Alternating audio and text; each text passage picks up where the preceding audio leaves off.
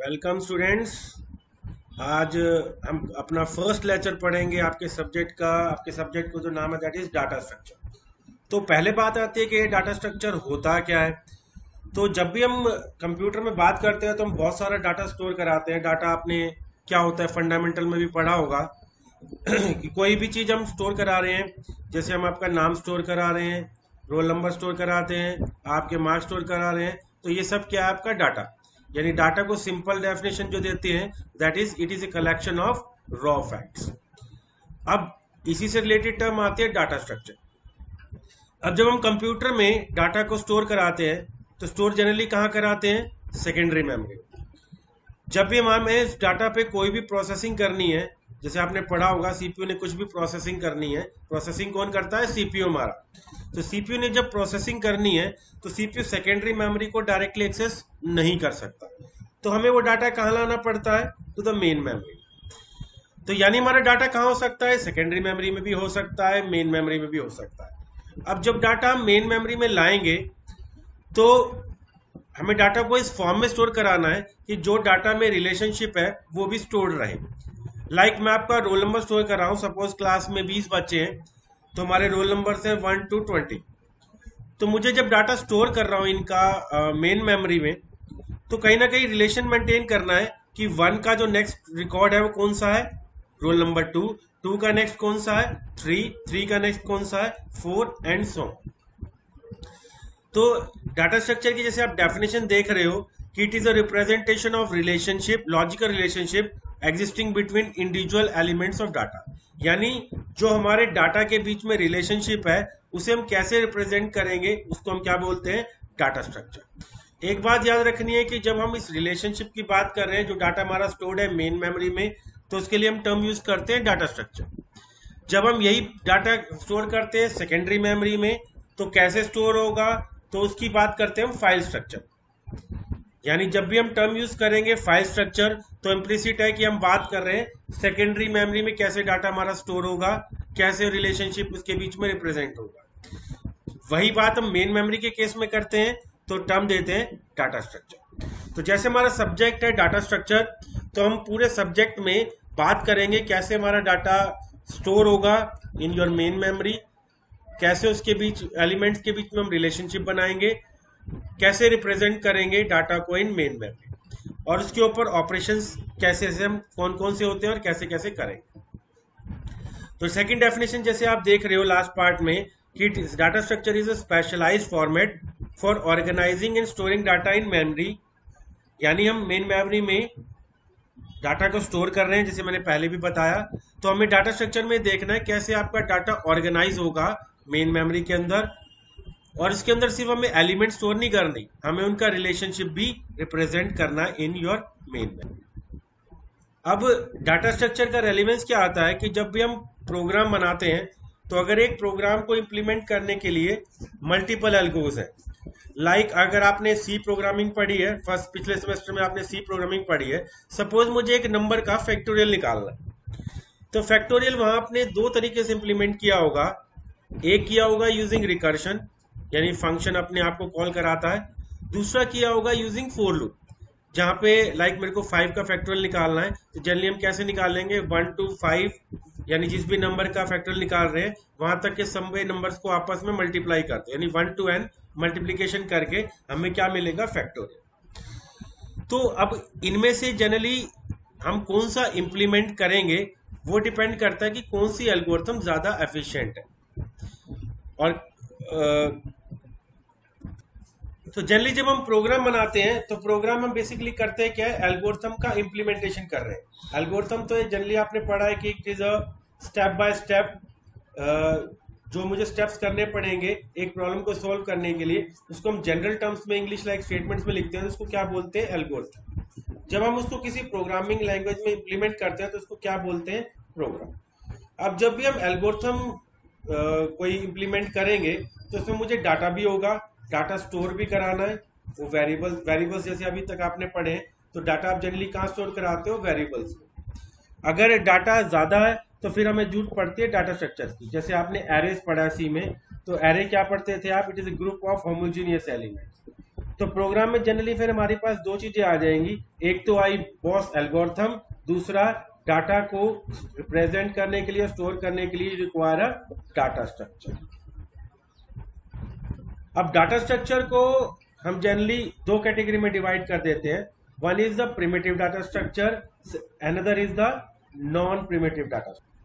तो primitive data structure आप देख रहे हो जनरली यूज होते हैं जब हमें एक सिंगल वैल्यू रिप्रेजेंट करनी है। तो उसके लिए आपने सी में डाटा टाइप्स भी पढ़े हैं, इंटीजर डाटा टाइप पढ़ा है, फ्लोट डाटा टाइप पढ़ा है, कैरेक्टर पढ़ा है, पॉइंटर्स पढ़े हैं। ये सब जनरली क्या स्टोर करते हैं, ओनली अ सिंगल वैल्यू। तो ऐसे डाटा स्ट्रक्चर को हम क्या बोलते हैं, प्रिमिटिव डाटा स्ट्रक्चर।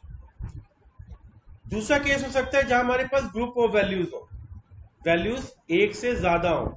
तो हमें स्टोर करने के दो बेसिक अप्रोचेज हैं जिसको हम क्लासिफाई करते हैं under non primitive data structure. तो जनरली दो तरीके से, अगर आपके पास डाटा एक से ज्यादा वैल्यूज है तो या तो आप उसको मेमोरी में एक ब्लॉक ऑफ मेमोरी दे दो, यानी आपके पास सपोज 5 वैल्यू स्टोर करानी है 1 to 1, 1 to 5, आपने पहली वैल्यू से फर्स्ट मेमोरी लोकेशन पे कराई, नेक्स्ट उससे नेक्स्ट लोकेशन पे, नेक्स्ट उससे नेक्स्ट, नेक्स्ट उससे नेक्स्ट, यानी सभी लोकेशंस को एक contiguous block of memory locate किया। तो ऐसे डाटा स्ट्रक्चर को हम बोलते हैं एरेज। एरे आपने सी में भी पढ़ी है, अभी भी पढ़ोगे। एरेज हो सकती है सिंगल डायमेंशन, 2 डायमेंशन या मल्टी डायमेंशन। दूसरा स्टोर करने का तरीका हो सकता है in the form of a list. List generally कब यूज करते हैं, when we have more than one value. अब लिस्ट के अंदर जो हमारी मेमोरी एलोकेट होगी वो कॉन्टिग्यूअस ना होके नॉन कॉन्टिग्यूअस होगी। यानी सपोज आपके पास 5 वैल्यूज थी, हो सकता है आपने फर्स्ट वैल्यू स्टोर करा रखी है eight address 100, second value store करा रखी है एट सम अदर एड्रेस से 200, थर्ड वैल्यू एट से 300। यानी हमारे जो डिफरेंट एलिमेंट्स हैं वो अलग अलग मेमोरी लोकेशन पे पड़े हुए हैं। तो फिर हम ट्रैक कैसे रखें कि कौन सी वैल्यू कहाँ है। एरे के केस में तो सभी एलिमेंट कॉन्टिग्यूअस में थे, तो हमें सिर्फ स्टार्टिंग एड्रेस स्टोर करना है। एरे का नेम क्या स्टोर करता है, और base address which is your starting address.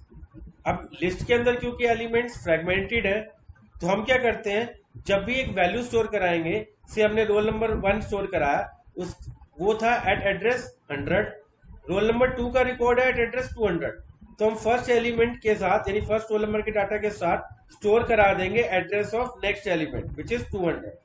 Similarly third element हमारा 300 पे है, तो सेकंड एलिमेंट में एक फील्ड एक्स्ट्रा ऐड कर देंगे, एड्रेस फील्ड, जो क्या स्टोर करेगा, एड्रेस ऑफ इट्स नेक्स्ट है। तो लिस्ट मेरी कैसे हो सकती है, दो टाइप की हो सकती है, लीनियर या नॉन लीनियर।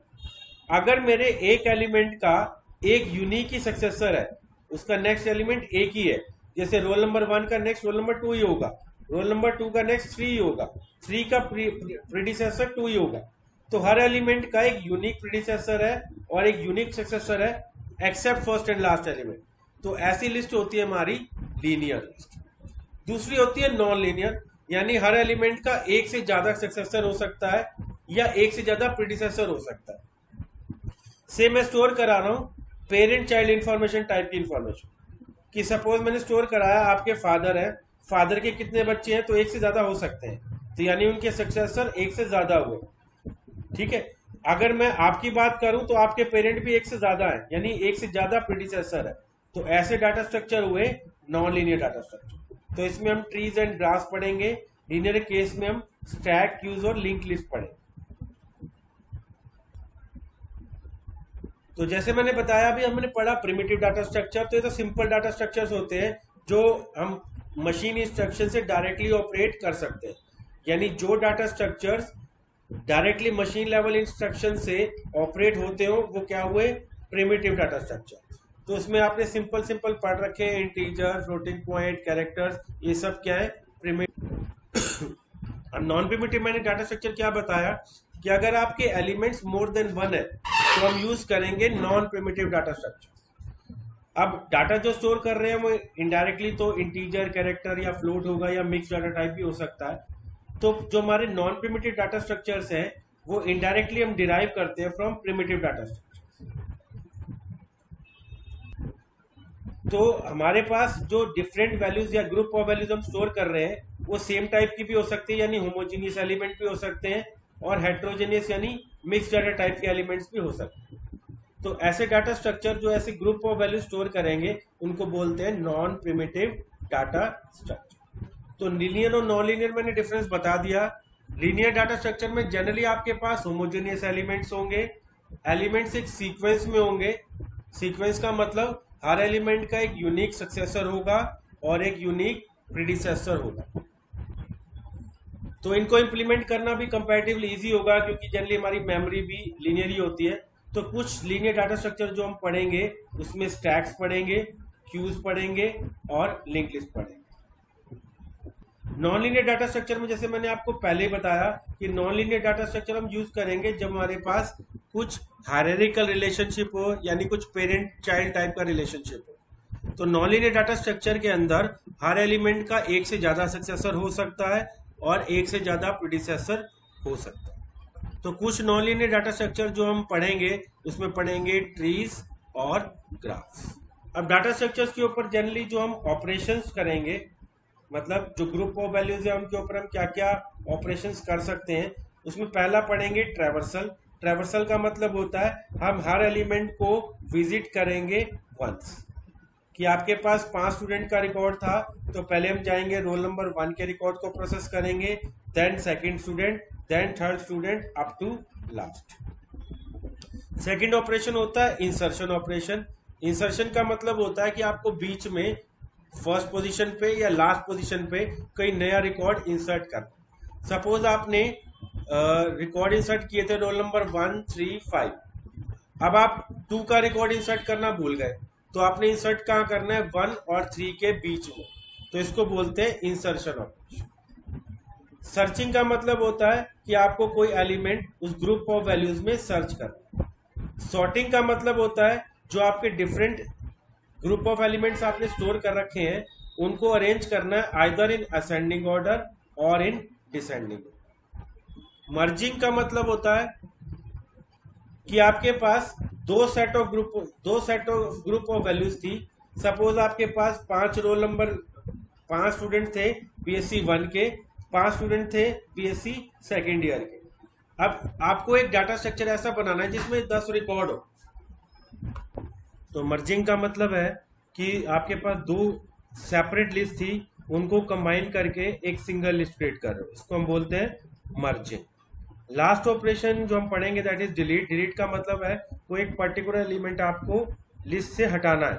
से आपके पास स्टूडेंट 1 से 5 तक का रिकॉर्ड्स थे, 2 आपका कॉलेज छोड़ गया तो हमें 2 का रिकॉर्ड डिलीट करना। यानी अब फर्स्ट का सक्सेसर कौन बन जाएगा, 3, और 3 का प्रीडिसेसर बन जाएगा 1। तो प्रिमिटिव और नॉन प्रिमिटिव डाटा स्ट्रक्चर में जो डिफरेंस हुआ कि प्रिमिटिव डाटा स्ट्रक्चर जनरली आपके लैंग्वेज में इनबिल्ट होगा। जैसे आप डाटा टाइप्स पढ़ते हो, इंटीजर, फ्लोट, वो लैंग्वेज में इनबिल्ट होते हैं। नॉन प्रिमिटिव डाटा स्ट्रक्चर हम प्रिमिटिव डाटा स्ट्रक्चर से मिलके बनाएंगे। तो उसमें हम लिंक लिस्ट पढ़ेंगे, बाइनरी सर्च ट्री पढ़ेंगे, एवीएल ट्री पढ़ेंगे, इस टाइप के हम कुछ डाटा स्ट्रक्चर्स आगे चल के पढ़ेंगे। तो आज के लेक्चर में हमने देखा कि हमारा डाटा स्ट्रक्चर्स क्या होते हैं, डिफरेंट टाइप के डाटा स्ट्रक्चर्स हमने पढ़े। जनरली हम डाटा स्ट्रक्चर में टोटल 5 डाटा स्ट्रक्चर्स पढ़ेंगे एक एक करके। पहला एरेज, दूसरा लिंक लिस्ट, तीसरा स्टैक्स, चौथा क्यूज और 5वां trees and graphs. Trees and graphs आपके आते हैं नॉन लीनियर डाटा स्ट्रक्चर में। एरेज लिंक लिस्ट आते हैं हमारे, array link list stacks queues आते हैं हमारे linear data structure. So that's it for today. Thank you.